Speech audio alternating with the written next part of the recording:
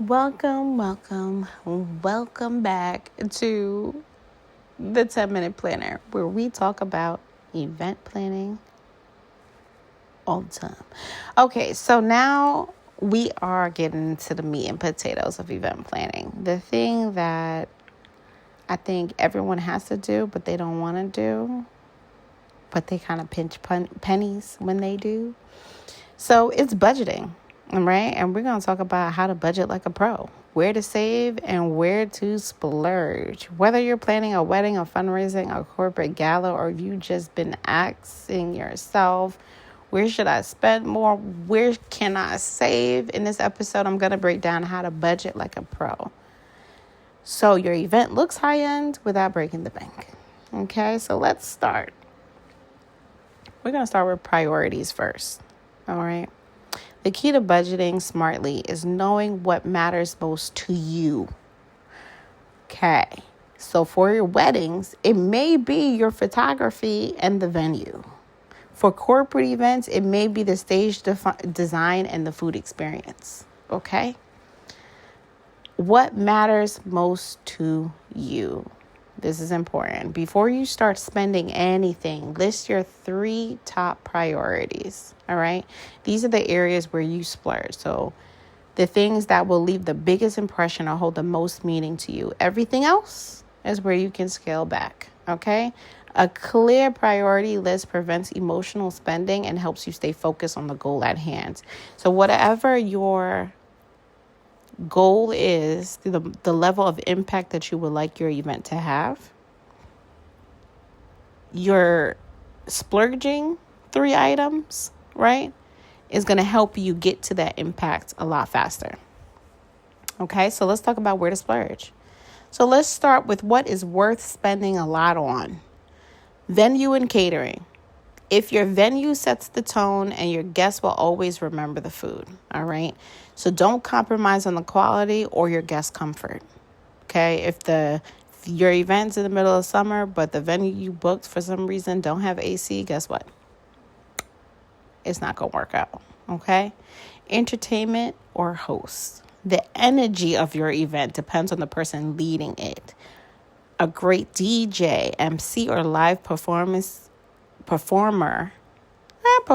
too, can keep your guests engaged. It is great when you have a person who is in the forefront, seemingly to manage the party with great music, great jokes, great atmosphere, and just keeping your party and your people engaged the entire time. So much better. Another area that you may want to splurge on is photography and videography. Those memories are forever. Okay. Good photographer captures the vibe, not just the details, right? And a good videographer pieces the entire story of the day together. All right. So I always tell my clients, spend where people will feel or remember the difference. That's what makes your event memorable, not just beautiful. You know how many people come to me afterwards and they're like, I regret not having a photographer for this day. This venue was cheaper, but I regret not having in-house catering experience. I regret not hiring or spending an extra $3,000 more for the other DJ. It's choices you make. It's what's going to happen. That's all I'm going to say. So where are we going to save now that we know where to splurge, okay? Now here is where you can be strategic and save. Decor rentals. You don't need to buy everything. Rent the larger pieces and mix them in with 1 or 2 signature custom pieces. You don't need everything to be custom. That's where it gets expensive and that's where it gets unsightly. You just need 1 or 2. If you're going to do, let's say, signature napkins for the cocktail hour, okay, cool. If you're going to have, a flower wall for behind your sweetheart table, okay, cool. You can rent that. You don't need to purchase that because who's setting it up that day, right? For the stationery, go digital for the save the dates or RSVP cards. Paper adds up quickly. That's why there's websites for RSVPs. There's Eventbrite to reserve or to say that you're coming to a corporate event. There's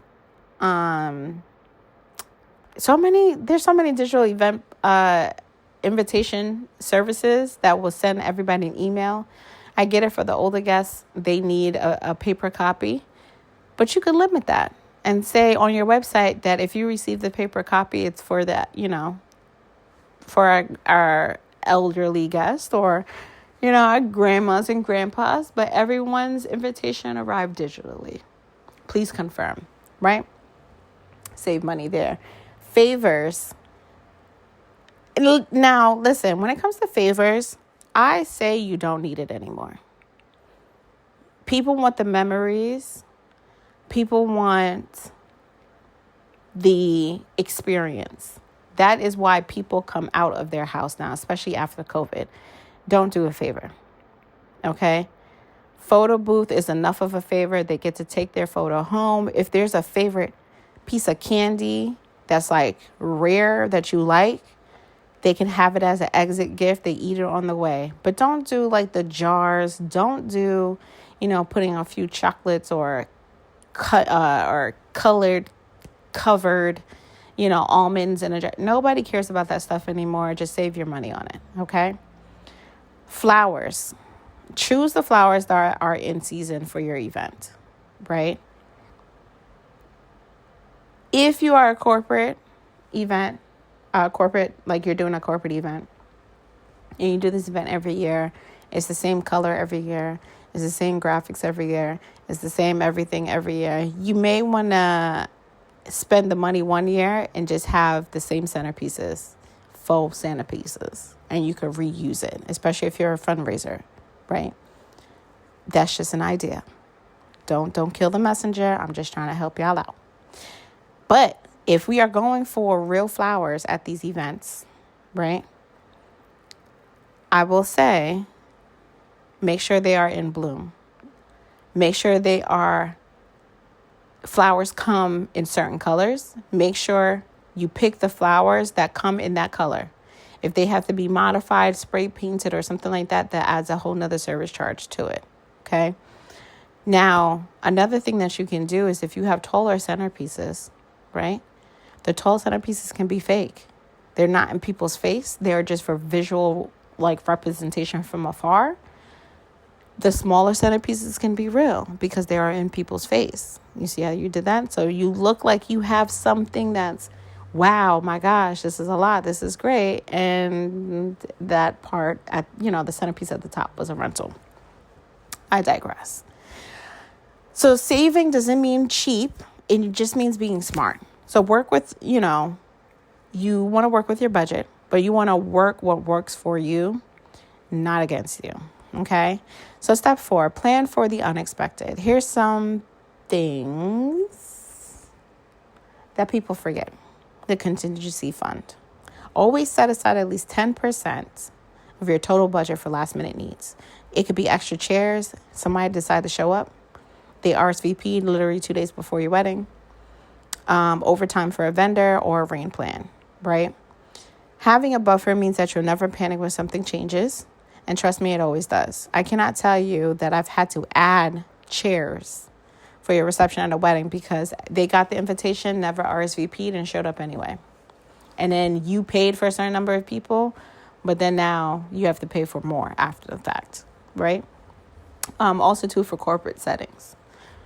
There is a registration process. Usually corporate settings are more tight about it in terms of registration because there is a registration table that you have to check into before you go into a corporate event.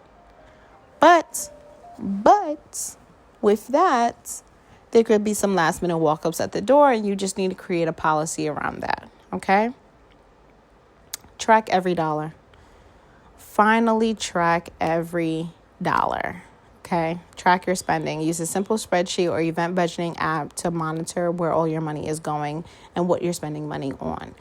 Now, if it's something that you care about, the percentage that you spend on it should be a lot higher than the things that you spend on that you don't care about. Okay, it is so easy to lose track of your spending when you're in creative mode.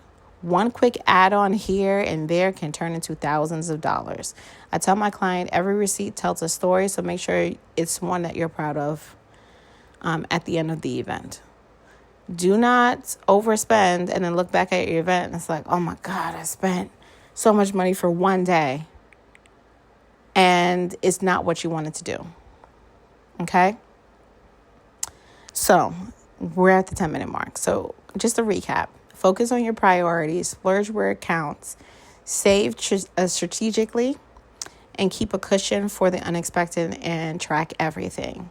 A great event doesn't have to cost the world. It just needs to be thoughtful in the planning and have a clear vision. Okay? So just remember that. If this episode has helped you out in any way, share it with a friend who's planning an event, and or follow me on Instagram if you haven't, Simply Events, for more behind the scene tips and also to see some of my great work that we've done before. Okay, I want to brag too a little bit. Thank you so much for listening to the 10-Minute Planner, and I will see you next time.